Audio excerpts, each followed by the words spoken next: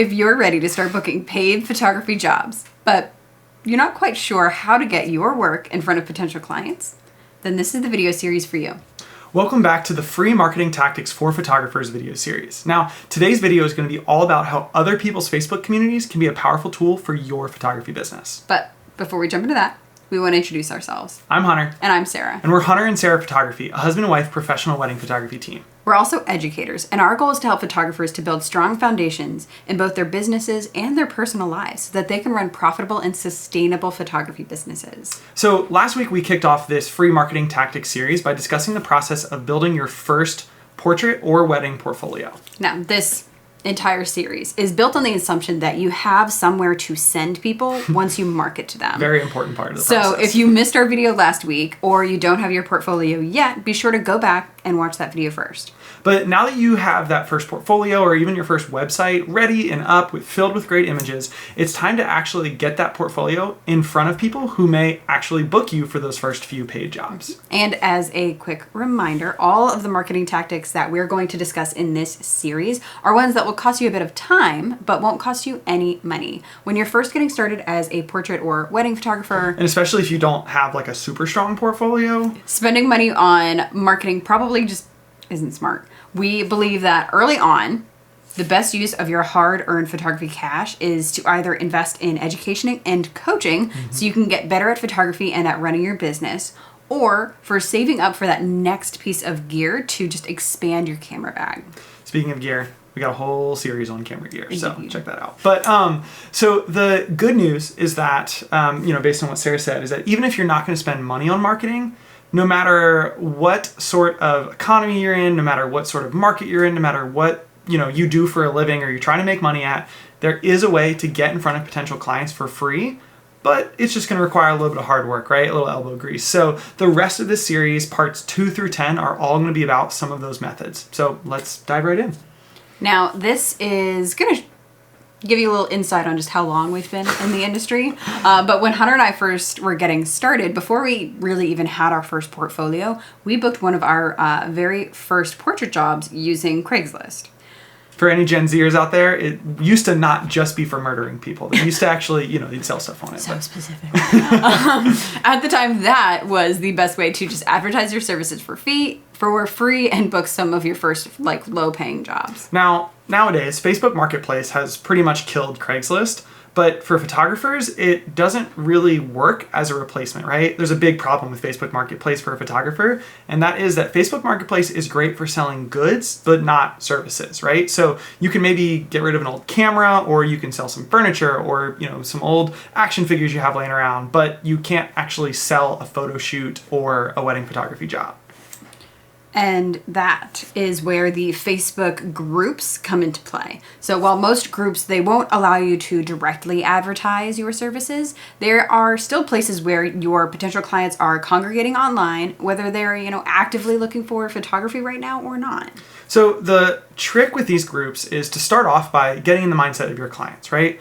What sort of groups would they hang out? What sort of advice are they looking for? What questions are they asking? And once you think about those things, that'll help you start to think about, okay, so now that I'm in the head of my ideal client, whether that is the mom of a high school senior or a bride planning her wedding, now that you're in their heads, you can start to think about, okay, what Facebook groups are they going to congregate in? Yeah, and once you're in there, start writing helpful content, answer questions, and just be a kind and encouraging presence. People should know that you're a photographer. Don't be shy about that fact, but also don't spam the group with posts, just advertising your services every single day. Some groups won't allow you to do that, and you should also be just aware of the rules for each group before you join. So literally your whole job is just to join the groups where your clients or potential clients are hanging out and just serve them. So here's an example. Let's say your goal is to book and shoot a ton of family sessions for new families with kids under the age of 3, right? Super specific, but let's say that's your goal.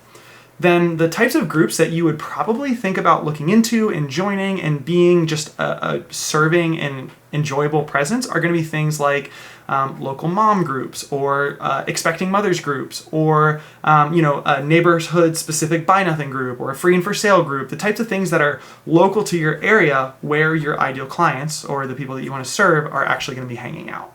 Join those kinds of groups And just spend a few minutes every day being a presence in them. Be friendly, keep answering those questions. Be helpful in any way you can, and make it clear that you are a family photographer along the way without spamming that group with your services.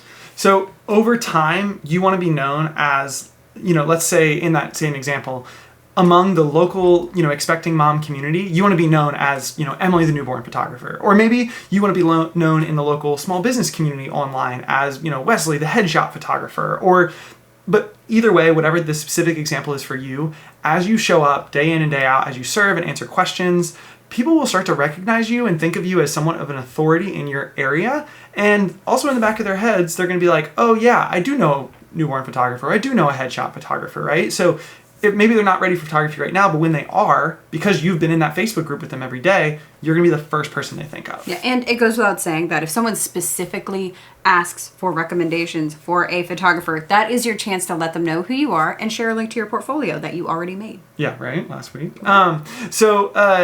And we are, just so you know, we are going to mention hanging out in photographer or photography specific groups a little later on in the series. But for now, just keep in mind that if, let's say if a groom enters one of those groups and posts like, hey, I'm looking for a wedding photographer. I know this is a photography group.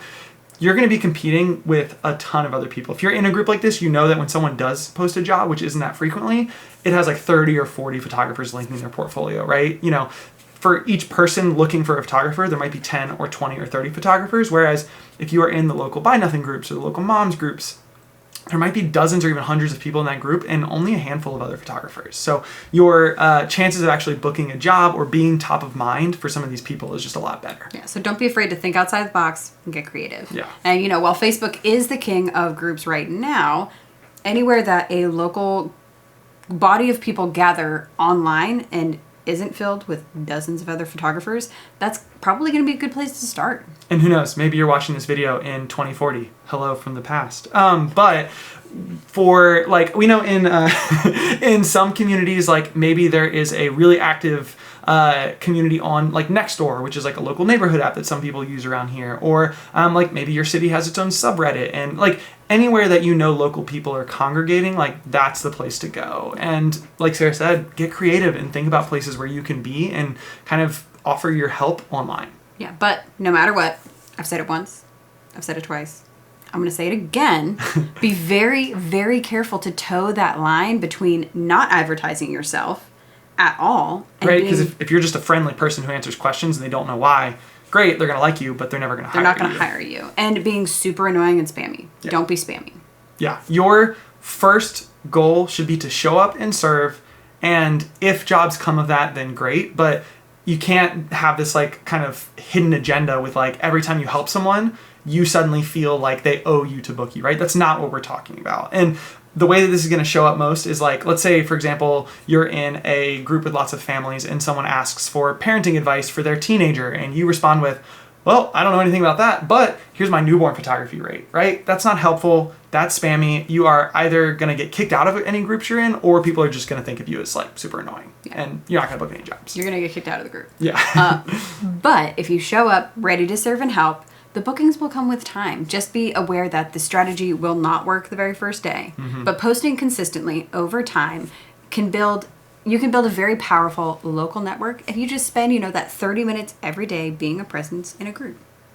Now, while we were preparing for this blog, we actually went back and looked at Craigslist for the first time in, a very long time. And we found the first post that we did advertising our services there on Craigslist. It was literally almost 10 years old. And we were charging $50 for portrait sessions. Yeah. Now, if you've been to our website recently, you know that we charge literally 20 times that for a portrait session now. But if it weren't for those early Craigslist jobs, we wouldn't have gotten the experience or the cash to get to where we are now.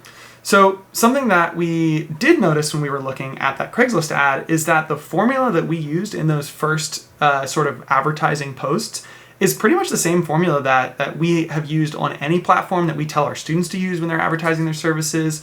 So whether you are posting to, let's say, your own Facebook wall, and we'll talk more about using your own social media in a future week, or you're posting in one of those groups, there's a bit of a formula that we would recommend to kind of really get the most out of a post. Yeah. So First, create a catchy title that tells someone exactly what you are offering and includes the starting price. So it can be as simple as, Charlottesville family mini sessions, $50 per family. Now, if you have been on Facebook recently and you go to make a post, you'll know that you can actually create like a headline, like you can alter the text size and that kind of stuff. If you're just replying to a comment, you obviously don't want to leave a title. But if you're just creating a post kind of out of the blue, starting with a title like that. But the second part is include your single best photo in whatever category it is that you're advertising, right? So even if your very best photo you've ever taken is a family photo, if you're trying to book a wedding or an engagement session, there needs to be a couple in that photo, even if your, couple photography isn't quite as strong as your family photography. But honestly, just one photo is probably the best because people don't get overwhelmed. They don't end up scrolling through, and it just probably one is the easiest way to do that. Yeah.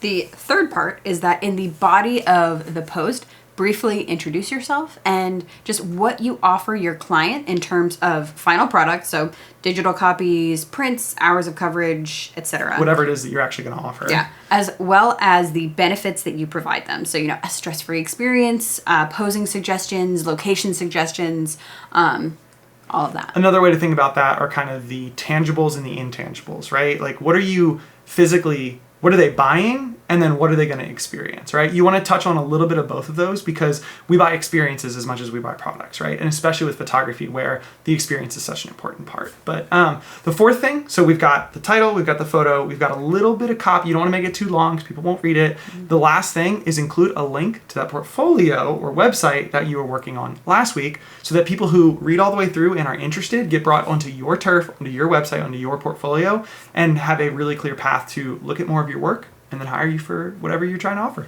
Yeah, but that's it for today. We will have a new post for you next week, but in the meantime, find at least 3 to 5 groups and just start participating in them every day. And if you haven't already, we would really encourage you to join our Facebook community, which is called Mastering the Wedding Photography Biz with Hunter and Sarah. In that group, we are building a free community of other photographers who are building their businesses, and we're in there every day, giving advice, sharing posts, and sharing new content as well. Yeah, and make sure you like this video, subscribe to our channel, so you'll be the first to know when we publish new content every week. And of course, if you found this video helpful, if you have any questions, if you'd like to add anything, feel free to comment below.